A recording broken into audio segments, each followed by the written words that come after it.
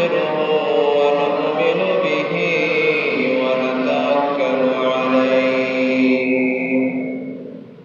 ونعوذ بالله من شرور أنفسنا ومن سيئات أعمالنا من يهده الله فلا مضل له ومن يضلله فلا هادي له ونشهد أن لا إله إلا الله وحده لا شريك له وأشهد أن محمدا عبده ورسوله أما بعد فأعوذ بالله من الشيطان الرجيم بسم الله الرحمن الرحيم واتل عليهم نبأ ابني آدم بالحق إذ قربا قربانا فتقبل من أحدهما ولم يتقبل من الآخر وقال تعالى في كلامه المجيد فلما بلغ معه السعي قال يا بني إني أرى في المنام أني أذبحك فانظر ماذا ترى قال يا أبت افعل ما تؤمر ستجدني إن شاء الله من الصابرين وقال رسول الله صلى الله عليه وسلم يا أيها الناس إن على كل أهل بيت في كل عام أضحية أو كما قال عليه الصلاة والسلام اللهم صل على محمد وعلى آل محمد كما صليت على إبراهيم وعلى آل إبراهيم إنك حميد مجيد اللهم بارك على محمد وعلى آل محمد كما باركت على إبراهيم وعلى آل إبراهيم إنك حميد مجيد سبحانك لا علم لنا إلا ما علمتنا إنك أنت العليم الحكيم صدق الله العظيم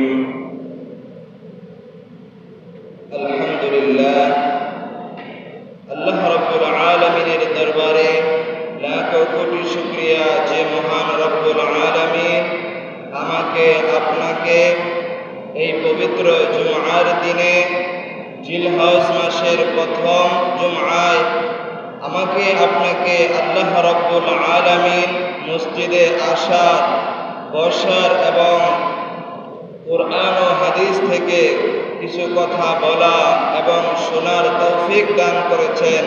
এজন্য সকলেই অন্তরের স্থল থেকে শুকরিয়া আদায় করি, সকলেই বলি আলহামদুলিল্লাহ। আল্লাহ রাব্বুল আলামিন যদি তৌফিক দান করেন তাহলে কুরবানির ইতিহাস এবং কিছু মাসালা নিয়ে আলোচনা করব ইনশাআল্লাহ তাআলা। মুহতারাম হাজিরিন, আল্লাহ রাব্বুল আলামিনের জন্য কুরবানি করার সূচনা হযরত আদম আলাইহিস সালাতু ওয়াস সালাম এর সন্তান হাবিল কাবিল থেকে শুরু হয়েছে। পবিত্র কোরআনের সূরা মাইদার 27-28 নম্বর আয়াতে আল্লাহ রাব্বুল আলামিন বলেন, ওয়াতলু আলাইহিম নাবা'a বনাই আদম বিল হক্ক ইয ক্বাররাবা কুরবানান ফাতুকবিলা মিন আহাদিহিমা ওয়া লাম ইউতাকাব্বাল মিনাল আখার। আল্লাহ রাব্বুল আলামিন মুহাম্মদুর রাসূলুল্লাহ সাল্লাল্লাহু আলাইহি ওয়াসাল্লাম সাল্লামকে বললেন, হে নবী, আপনি আদম আলাইহিস সালামের দুই পুত্রের ঘটনা মানুষের কাছে, সত্য ঘটনা মানুষের কাছে বর্ণনা করুন। ওয়াতলু আলাইহিম নাবা'a বনাই আদম বিল হক্ক ইয ক্বাররাবা কুরবানান ফাতুকবিলা মিন আহাদিহিমা।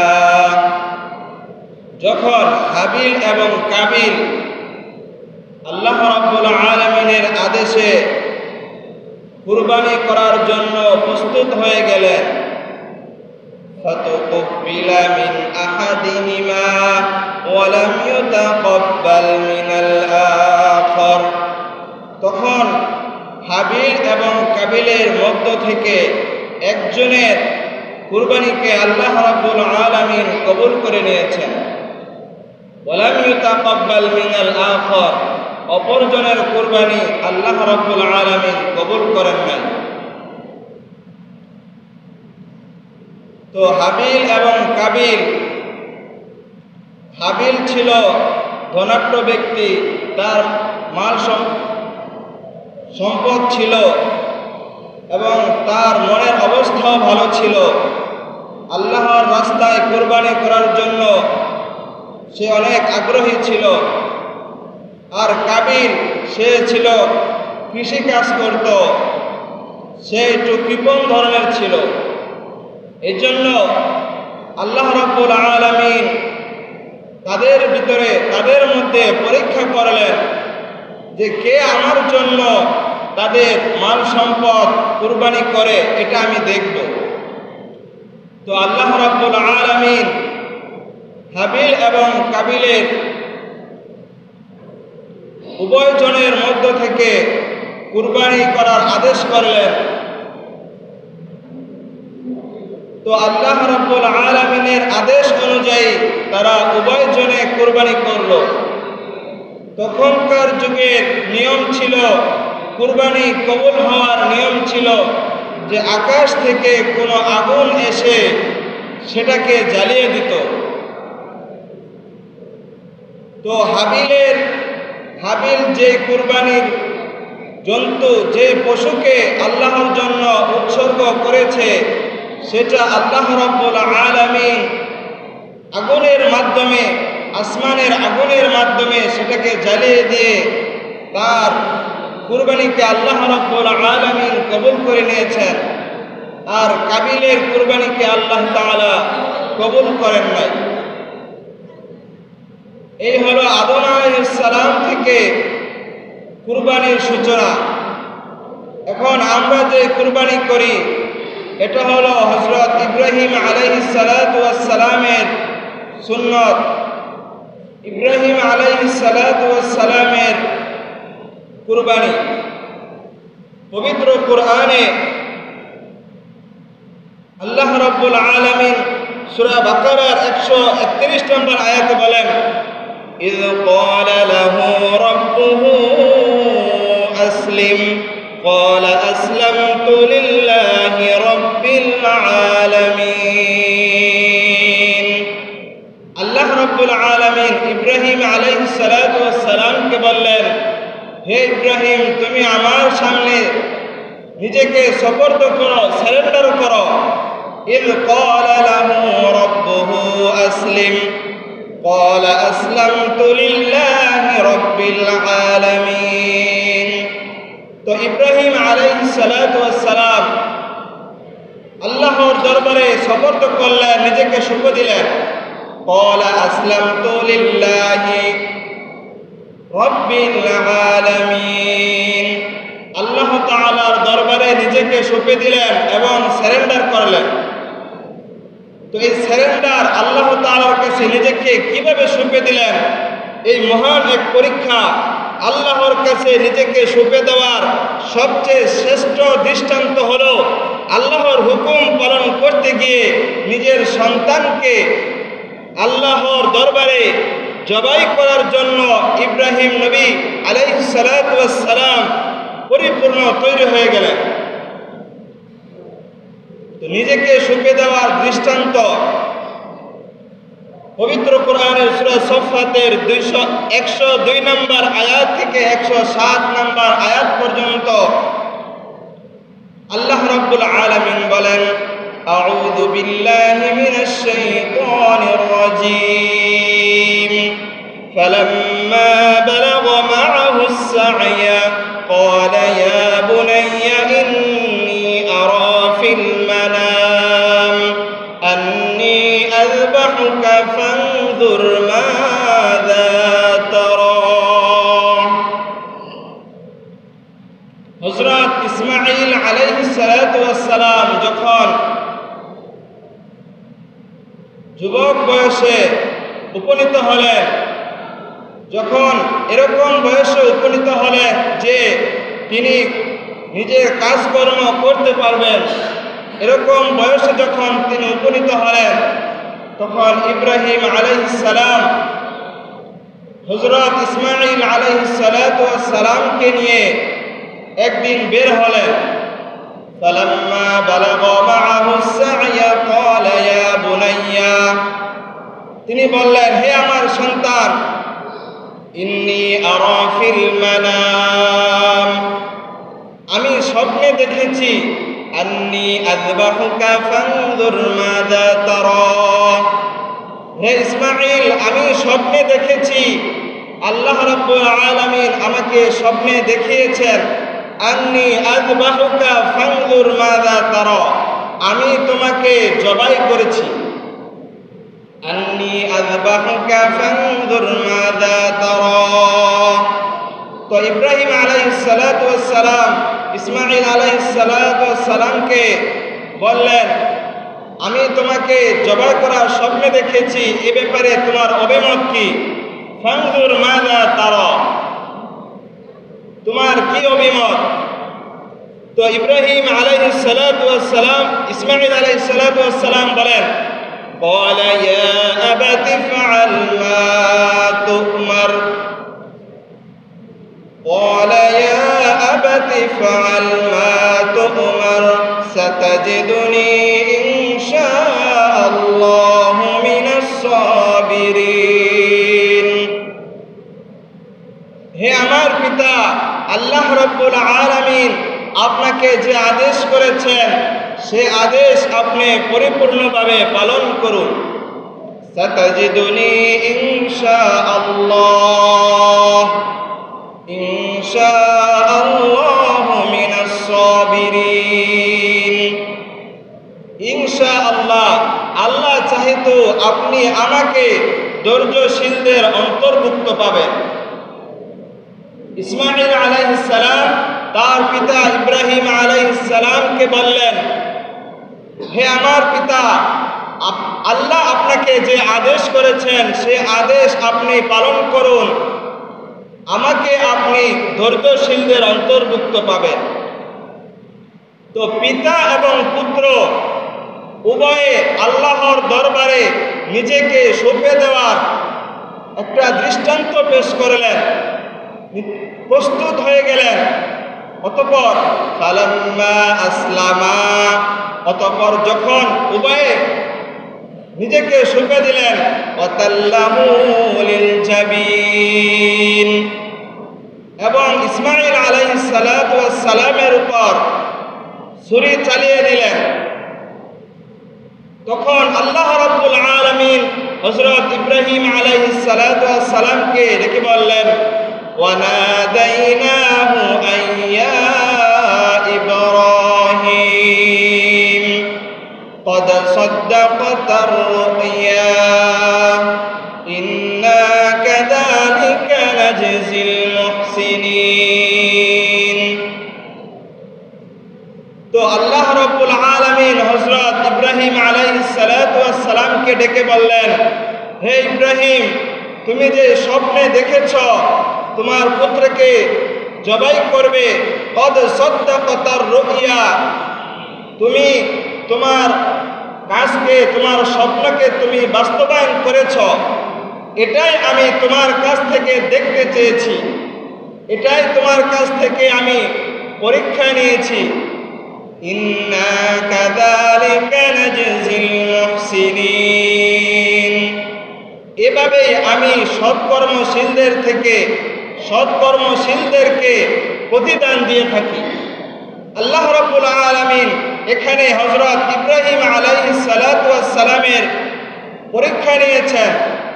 এই পরীক্ষার মধ্যে হযরত ইব্রাহিম আলাইহিস সালাতু ওয়াস সালাম নিজেকে সঁপে দিয়ে নিজের সন্তানকে কুরবানি করার জন্য, আল্লাহর কাছে কুরবানি করার জন্য, সঁপে দেওয়ার জন্য প্রস্তুত হয়েছেন।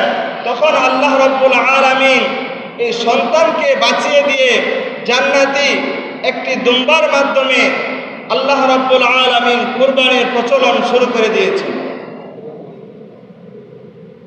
ফালাম্মা আসলামা ওয়া তাল্লাহু লিল জাবিন ওয়া নাদাইনাহু আইয়া ইব্রাহিম قد صدقت الرؤيا إنا كذلك نجزي المحسنين إن هذا لهو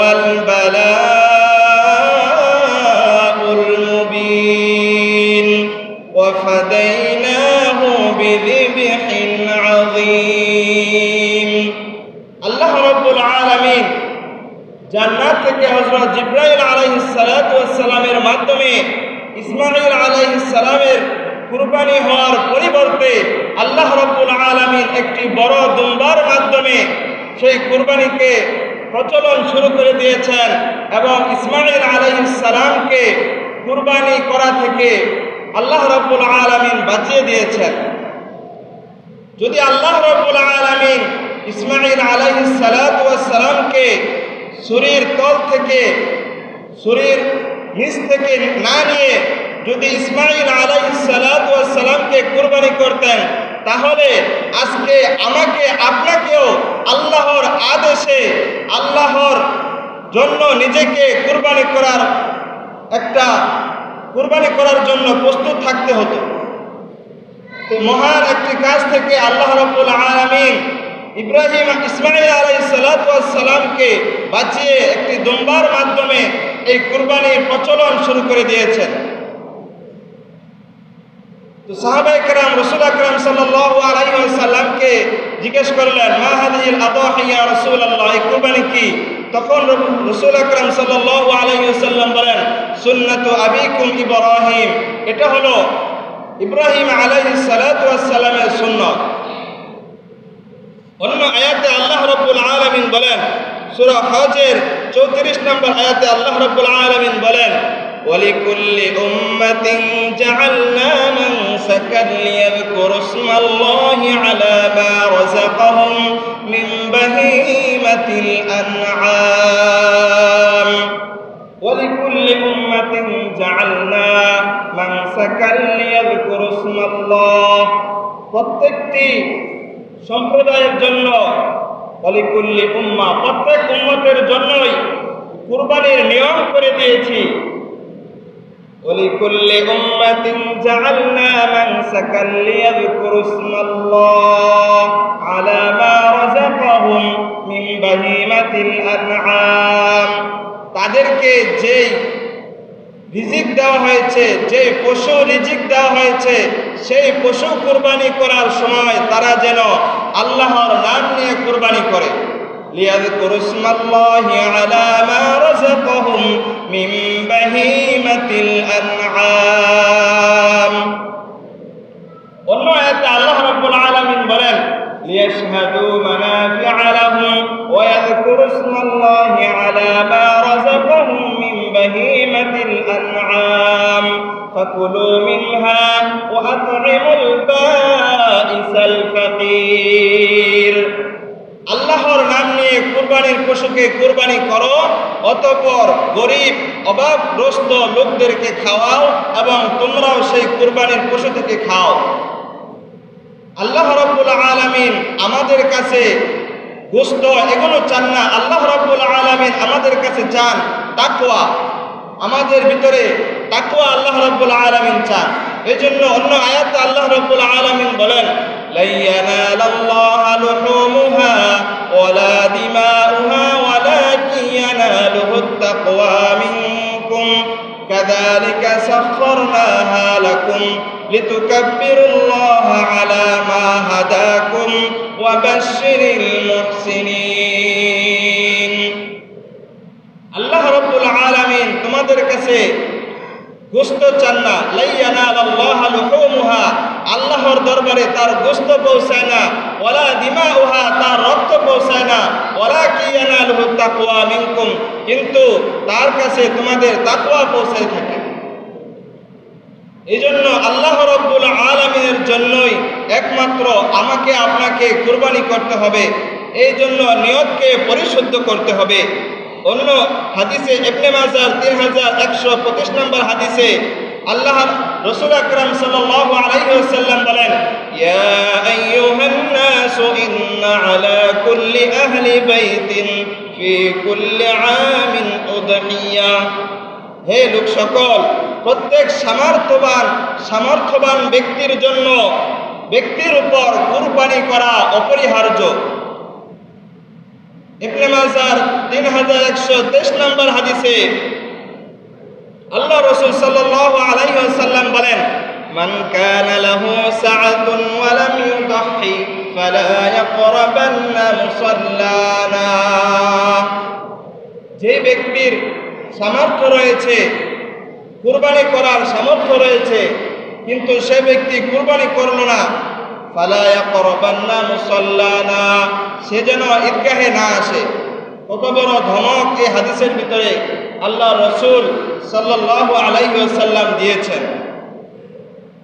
তো আমরা সামনে কুরবানি দিব, কুরবানি কাদের উপর ফরজ এই বিষয়টি আমাদের জানা উচিত, এবং কাদের উপর এবং কোন ধরনের পশু কুরবানি দিতে হবে এই সকল বিষয় আমাদের জানা উচিত। এক নম্বর কথা হলো কুরবানি কাদের উপর ফরজ। এক নম্বর বিষয় হলো প্রাপ্তবয়স্ক সুস্থ মস্তিষ্ক ব্যক্তি, প্রত্যেক মুসলিম নর নারী যে 10 জিলহজ ফজর নামাজ থেকে 12 জিলহজ সূর্যাস্ত পর্যন্ত সময়ের মধ্যে নিত্য প্রয়োজনীয় বস্তু এবং ঋণ ব্যতীত নেশাব পরিমাণ সম্পদের মালিক হবে, তার জন্য কুরবানি করা ওয়াজিব।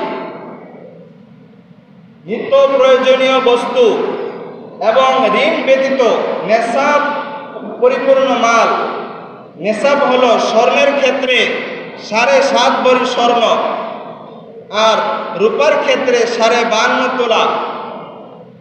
এরকম পরিমাণ টাকা যার কাছে রয়েছে তার উপর কুরবানি করা ওয়াজিব।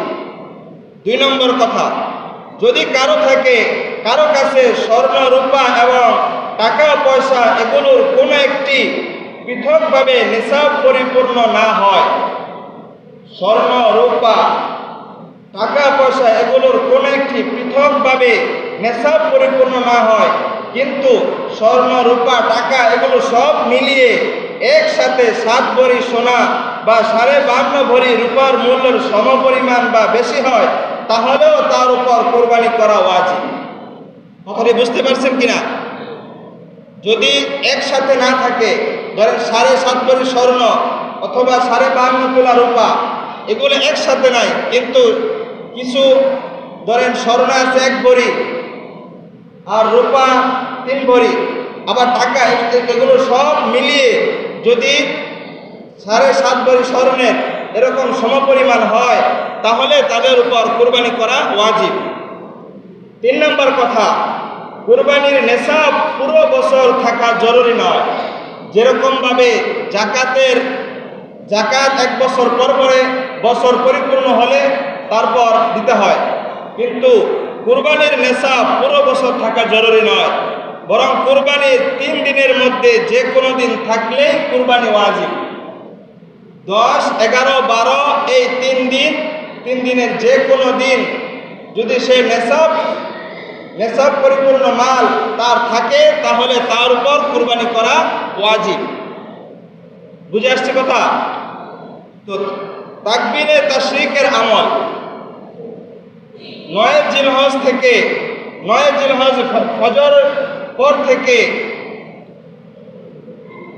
আসর পর্যন্ত, 12 জিলহজ 13 জিলহজ আসর পর্যন্ত মোট 23 ওয়াক্তের প্রত্যেক ফরজ নামাজের পরে একবার করে তাকবীরে তাশরিক বলা ওয়াজিব। 9 জিলহজ থেকে, তাহলে রবিবার ফজর থেকে নিয়ে সোমবার তো 10 জিলহজ, বৃহস্পতিবার পর্যন্ত আসর পর্যন্ত এই আমলটা করতে হবে। তাকবীরে তাশরিক বলতে হবে, আল্লাহু আকবার, আল্লাহু আকবার, লা ইলাহা ইল্লাল্লাহু, আল্লাহু আকবার, আল্লাহু আকবার, ওয়ালিল্লাহিল হামদ। পুরুষদের জন্য নামাজের পরে, প্রত্যেক নামাজের পরে জোরে তাকবীর বলতে হবে, এবং মহিলাদের জন্য আস্তে আওয়াজে তাকবীরে তাশরিক বলতে হবে। তো এখন আসেন কোন ধরনের পশু কুরবানি করতে হবে। 1 নম্বর কথা, উট, গরু, মহিষ, ছাগল, ভেড়া ও দুম্বা গৃহপালিত পশু দ্বারা কুরবানি করা জায়েজ। এই সকল গৃহপালিত পশু দ্বারা কুরবানি করা জায়েজ। এছাড়া অন্য কোনো পশু কিংবা হাঁস মুরগি দ্বারা কুরবানি করা জায়েজ নাই। বুঝতে পারছেন? অন্য কোনো পশু দ্বারা, হাঁস মুরগি দ্বারা কুরবানি করা জায়েজ নাই। উট, গরু, মহিষ, দুম্বা, ছাগল এই সকল প্রাণী দ্বারা কুরবানি করা জায়েজ। এখন আসেন উটের বয়স কত হবে, গরু, মহিষ, ছাগল, ভেড়া এগুলোর বয়স কত হবে সেটা আমরা জেনে নেই। উটের বয়স কমপক্ষে 5 বছর হতে হবে। গরু, মহিষ 2 বছর হতে হবে। গরু এবং মহিষ কুরবানি করার ক্ষেত্রে 2 বছর বয়সের হতে হবে। ছাগল, ভেড়া ও দুম্বা কমপক্ষে 1 বছরের হতে হবে। তবে হ্যাঁ, 6 মাস ভেড়া দুম্বা, যদি 6 মাসের ভেড়া অথবা দুম্বা এটা যদি দেখতে হৃষ্টপুষ্ট হয়, যার কারণে 1 বছরের মতো মনে হয়, দুম্বা এবং ভেড়া যেটা দেখতে শুনতে 1 বছরের মতো মনে হয়, ঠিক আছে, 1 বছরের মতো মনে হয়, তাহলে তার দ্বারাও কুরবানি করা জায়েজ। কিন্তু ছাগলের ক্ষেত্রে 1 বছরের কম হলে কোনো অবস্থাতেই তা দ্বারা কুরবানি করা জায়েজ নাই। 3 নম্বর কথা, যে পশু 3 পায়ে চলে, 1 পা মাটিতে রাখতে পারে না, ভর দিতে পারে না, এমন পশু দ্বারা কুরবানি করা জায়েজ নাই। 4 নম্বর কথা, যে পশুর একটি দাঁতও নেই কিংবা এত বেশি দাঁত পড়ে গেছে যে ঘাস বা খাদ্য খেতে পারে না, এমন পশু দ্বারাও কুরবানি করা জায়েজ নাই। এই কথাগুলো খুব মনোযোগের সহিত শুনবেন, এগুলো সামনে আমাদেরকে আমল করতে হবে। 5 নম্বর কথা হলো, যে পশুর শিং একেবারে গোড়া থেকে ভেঙে গেছে সে পশু দ্বারা কুরবানি জায়েজ নাই। পক্ষান্তরে অর্ধেক কিংবা বেশি বা শিং কিছু অংশ ভেঙে গেলে অথবা পশুর শিং উঠেই নাই এমন পশু দ্বারা কুরবানি করা জায়েজ আছে। আবার বলতেছি, যে পশুর শিং একেবারে ভেঙে গেছে গোড়া থেকে সে পশু দ্বারা কুরবানি করা জায়েজ নাই। পক্ষান্তরে অর্ধেক শিং অথবা কিছু অংশ ভেঙে গেলে অথবা যে পশুর শিং একেবারে উঠেই নাই সে তা দ্বারা কুরবানি করা জায়েজ আছে। 5 নম্বর কথা, যদি পশুর শিং লেজ বা কোনো কানের 1/3 বেশি কাটা থাকে সে পশু দ্বারা কুরবানি করা জায়েজ নাই। যদি পশুর লেজ 1/3 অথবা কানের 1/3 বেশি কাটা থাকে সে পশু দ্বারা কুরবানি করা জায়েজ নাই। তবে যদি জন্মগতভাবেই কোনো কান ছোট হয়ে থাকে তাহলে কুরবানি দেওয়া জায়েজ হবে। 7 নম্বর কথা, যদি পশুর 2টি চোখ অন্ধ থাকে অথবা 1 চোখ পুরোই নষ্ট সে পশু দ্বারা কুরবানি বৈধ নয়। যদি 2 চোখ অন্ধ থাকে অথবা 1 চোখ পুরোই নষ্ট সে পশু দ্বারা কুরবানি জায়েজ নয়।